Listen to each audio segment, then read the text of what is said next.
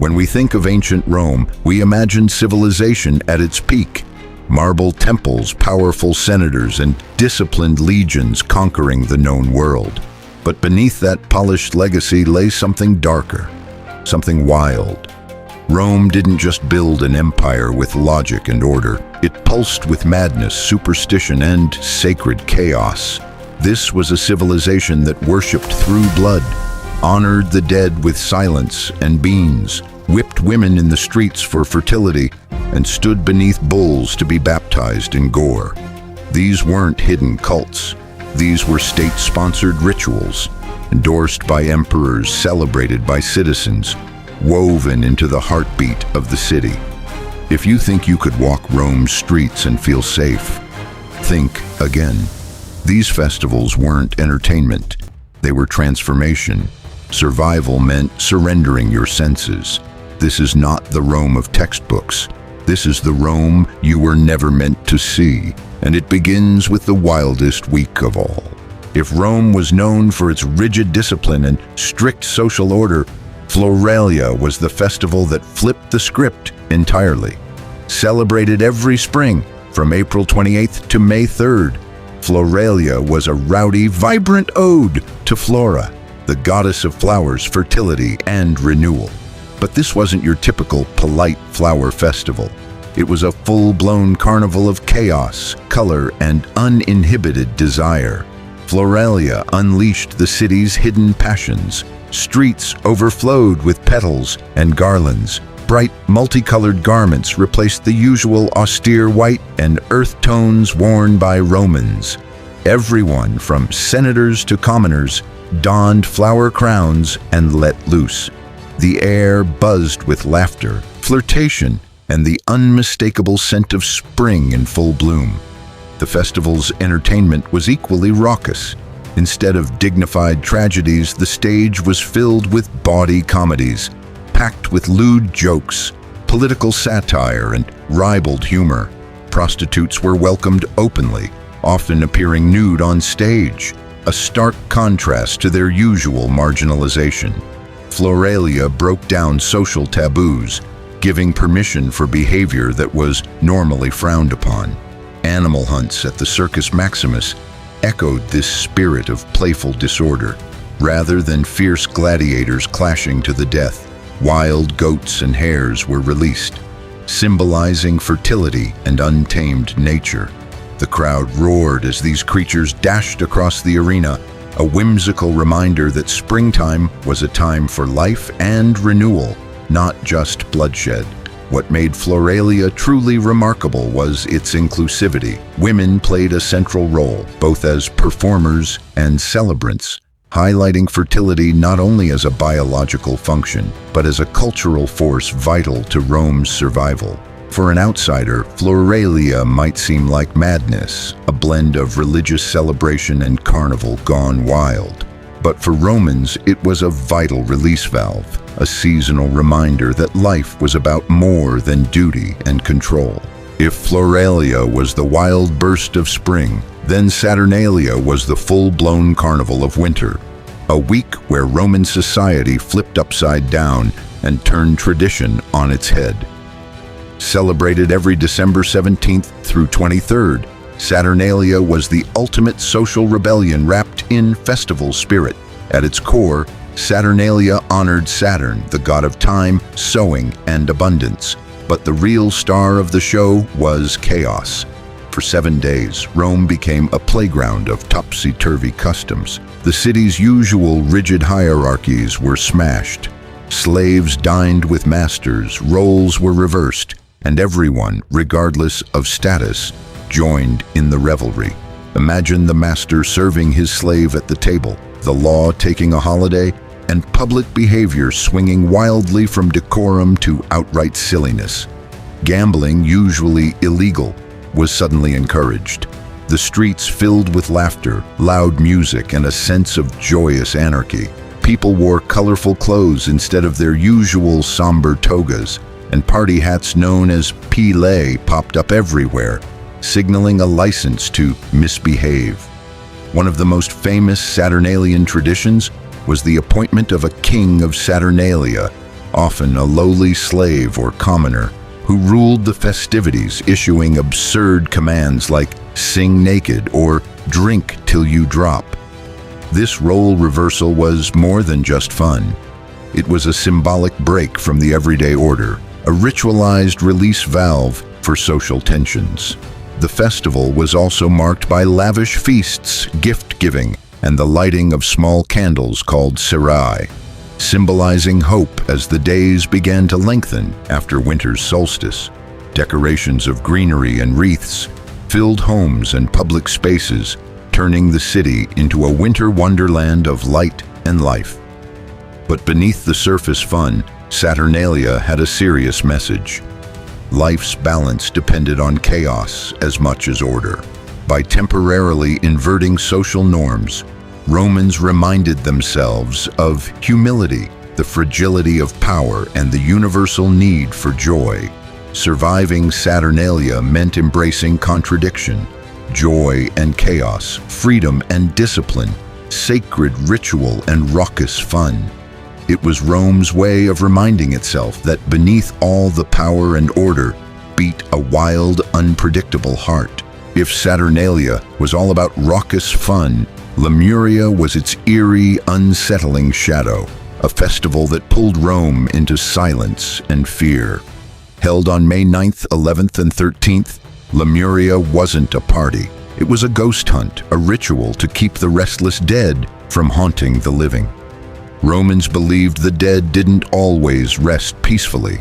The lemures were spirits of those who died tragically, violently, or without proper burial. Angry souls stuck between worlds, eager to haunt families and homes.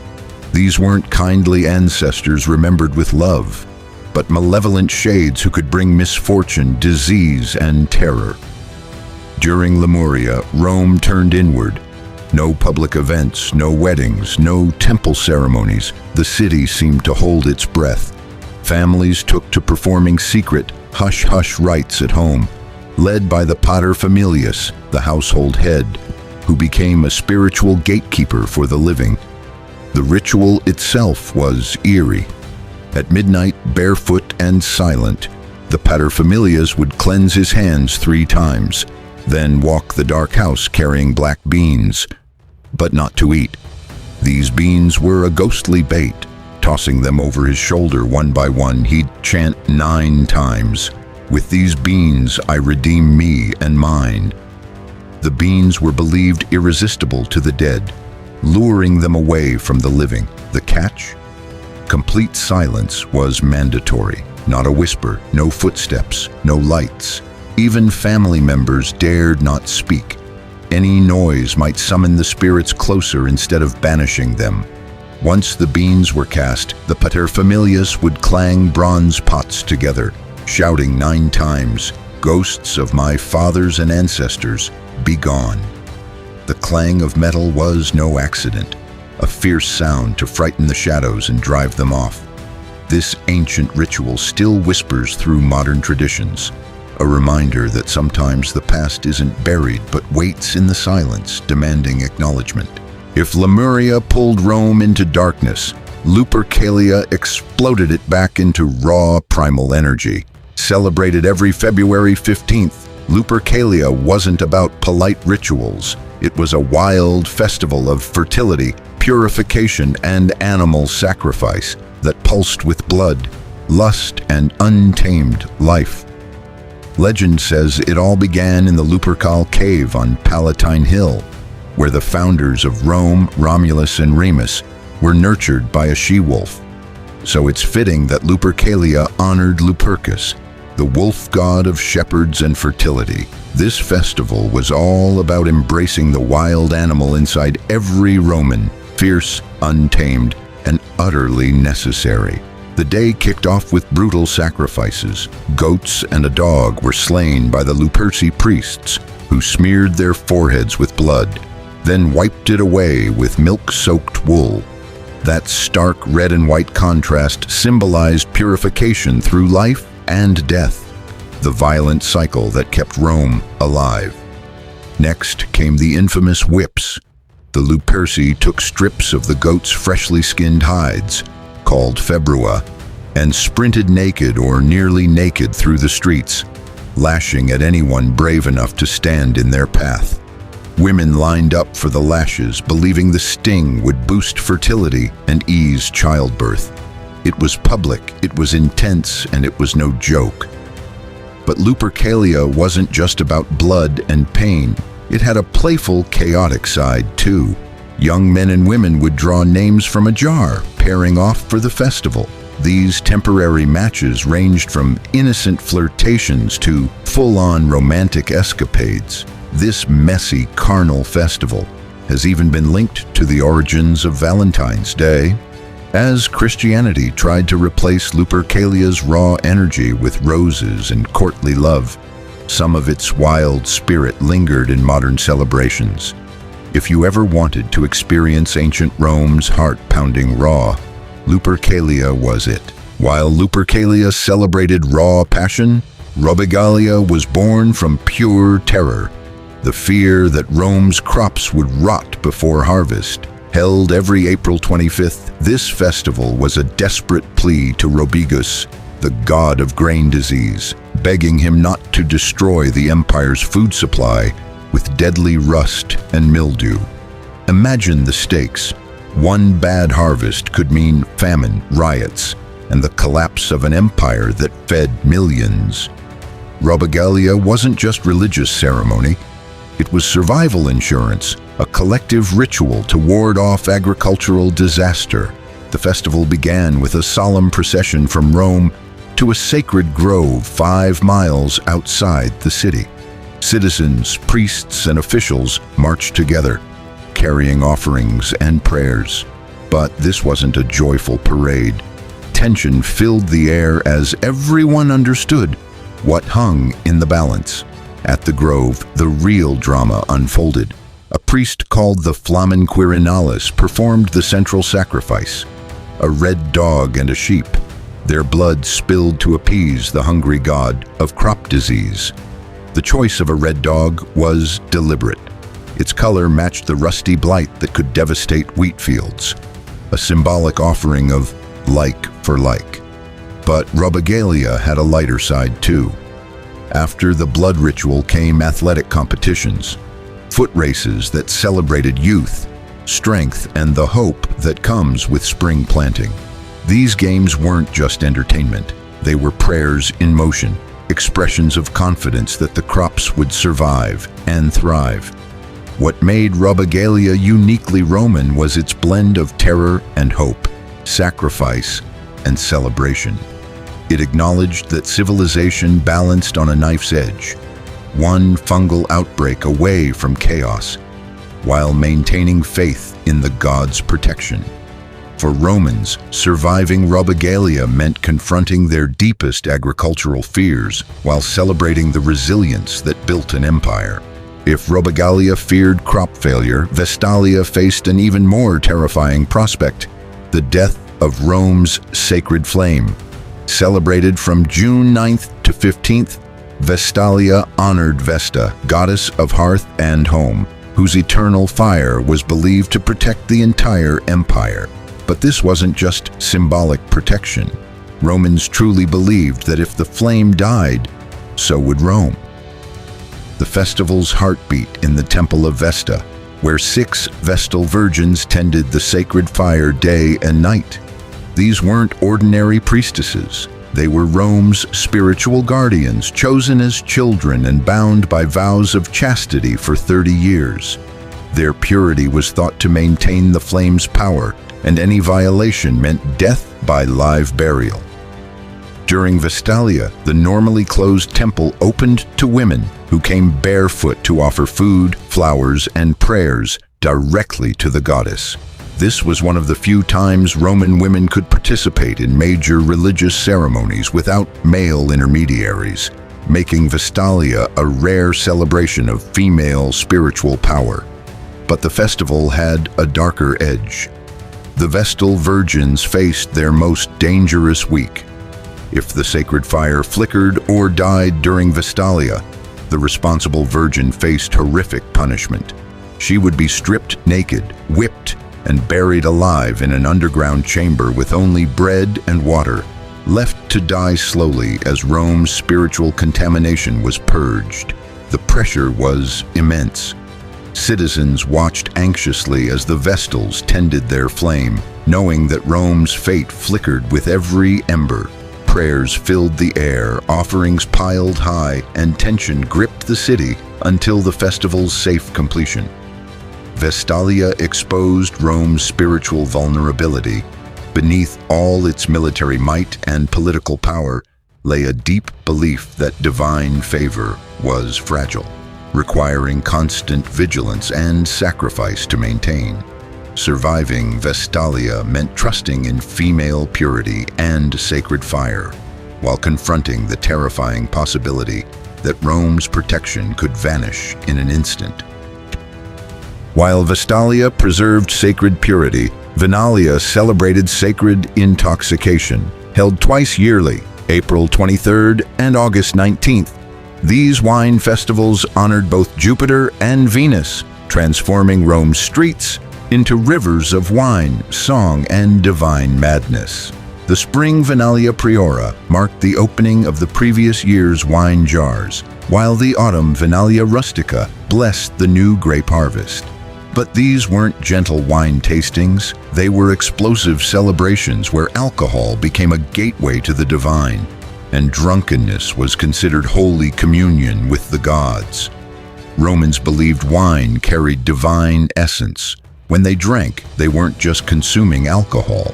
They were inviting gods into their bodies, allowing divine possession that revealed hidden truths and unleashed prophetic visions. The line between celebration and religious ecstasy blurred completely. The festivals began with formal ceremonies where priests poured the first wine as offerings to Jupiter, asking for his blessing on the harvest and protection for the vineyards. But once the official rituals ended, chaos erupted. Wine flowed freely through the streets, citizens sang at the top of their lungs, and inhibitions dissolved in rivers of sacred alcohol. Women played crucial roles, offering grapes and wine to Venus while praying for love, fertility, and protection. Prostitutes were especially active during Venalia, as Venus governed both wine and sexual pleasure, making the festivals charged with erotic energy. But Venalia had a dangerous side. Excessive drinking led to fights, accidents, and sometimes death. Some Romans drank themselves into comas, believing they were achieving divine union. The festivals walked a thin line between spiritual ecstasy and self-destruction. Yet Romans considered this risk sacred. Without wine's divine madness, they believed they couldn't reach the gods. Venalia reminded them that sometimes losing control was the only way to find the divine. Surviving Venalia meant embracing sacred intoxication while avoiding the deadly embrace of wine's darker spirits. While Venalia celebrated divine chaos, Terminalia was about divine order. Specifically, the sacred boundaries that held Roman society together. Celebrated every February 23rd, this festival honored Terminus, god of boundary stones, whose protection was so absolute that moving his markers was punishable by death. Romans took boundaries seriously, not just property lines, but the spiritual barriers that separated sacred from profane, Roman from barbarian, civilization from chaos. Terminus wasn't just a property god, he was the guardian of cosmic order itself. The festival began at dawn with families gathering at boundary stones that marked their land. These weren't ordinary rocks. They were consecrated markers believed to contain Terminus's divine essence. Each stone was decorated with garlands, anointed with oil, and offered sacrifices of grain, honey, and wine. But the real power of Terminalia lay in its community rituals. Neighbors who might dispute property lines during the year came together to honor the boundaries between them. They shared meals, sang hymns, and reaffirmed the sacred agreements that prevented their conflicts from destroying society. The festival's most dramatic moment came when participants reenacted the ancient ritual of stone consecration. A lamb or pig was sacrificed, its blood sprinkled on the boundary stone, while prayers were offered to Terminus. This wasn't just symbolic. Romans believed the sacrifice charged the stone with protective power that would strike dead anyone who dared move it. Children played special roles, learning the exact location of boundary stones and the stories behind them. They were living maps, ensuring that sacred boundaries would survive, even if the stones were damaged or lost. Saturnalia revealed Rome's deep anxiety about chaos and dissolution. In a world where empires could crumble overnight, boundary stones represented stability, order, and the divine promise that some things would endure. Surviving Saturnalia meant respecting limits, both physical and spiritual, while maintaining the delicate agreements that held civilization together. Hidden away from the public eye and strictly forbidden to men, the festival of Bona Dea was ancient Rome's most mysterious and dangerous secret. Held annually in early December, this women-only festival honored Bona Dea, the good goddess who protected chastity, fertility, and the hidden power of Roman wives. Unlike the rowdy public festivals dominated by men, Bona Dea's rites were private, secretive, and sacred, a rare space where women held complete spiritual authority. The festival was so exclusive that even speaking its true name was forbidden. Participants referred only to the good goddess, never revealing her deeper mysteries. The ceremonies took place in the home of Rome's highest-ranking magistrate, but with a crucial twist. No men were allowed anywhere near the house. Not husbands, not sons, not slaves. Even male statues were covered with cloth, and wine was disguised as milk to maintain the fiction of feminine purity. What happened during these secret rites remains largely unknown, but rumors spoke of ecstatic dances, prophetic visions, and rituals that temporarily freed women from their usual social constraints. For one night, Roman wives and daughters escaped the watchful control of their fathers and husbands, creating their own sacred space. The festival's secrecy was so strict that men caught spying faced severe punishment, including exile or death. The most infamous scandal occurred when Publius Clodius allegedly infiltrated the ceremony disguised as a female musician, causing a massive political crisis that rocked the Roman elite. Bona Dea represented the hidden power of Roman women, officially powerless, but spiritually essential. The festival acknowledged that beneath Rome's patriarchal surface lay feminine forces that could not be controlled or fully understood by men. Surviving Bona Dea meant respecting absolute secrecy while confronting the reality that Rome's strength depended on mysteries that half its citizens could never know. This forbidden festival reminds us that even in history's most documented empire, some secrets were powerful enough to remain hidden forever.